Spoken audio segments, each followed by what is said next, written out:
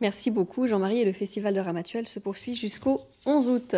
On reste dans le Var pour cette fresque inédite qui met en scène 150 bénévoles à Fréjus.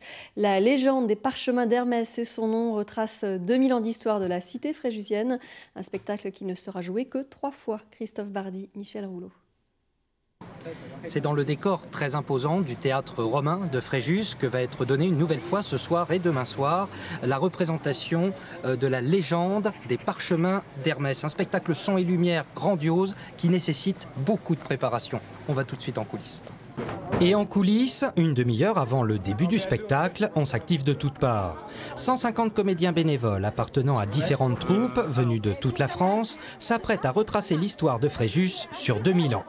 Alors chacun s'approprie son époque. Nous venons de Castres, voilà, et nous sommes des intervenants à la période de la Renaissance, bien entendu. La légende des parchemins d'Hermès, c'est une fresque historique composée de 7 tableaux. Le premier, Fréjus durant la Seconde Guerre mondiale.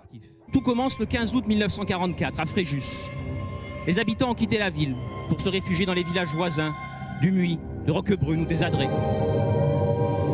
Et puis vient l'époque napoléonienne. En août 1799, de retour du Caire, le général Bonaparte, tout auréolé de nombreuses victoires, fait escale à Fréjus.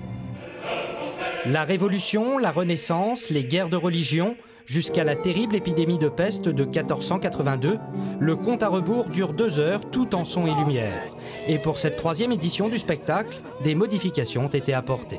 Brûlez les lits, brûlez les fourrures, brûlez les vêtements, brûlez tout. Grosse évolution en termes de scénario, des dialogues beaucoup plus près de la réalité historique et surtout l'intégration de troupes au niveau des combats avec des maîtres d'armes.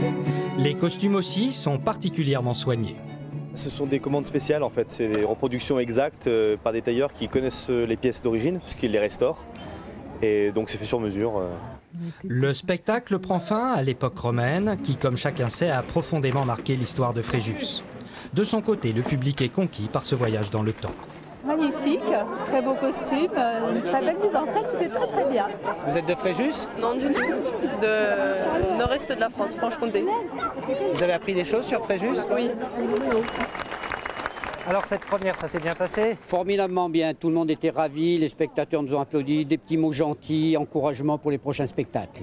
Donc c'est à nouveau ce soir à 21h30 et demain soir. Dites-nous très vite les tarifs. Très rapidement, 12 € pour les adultes, 6 € pour les enfants de 6 à 14 ans et gratuit en dessous de 6 ans. Voilà, et c'est au théâtre romain Philippe Léotard à Fréjus. Et je vous rappelle tout de suite les principales informations.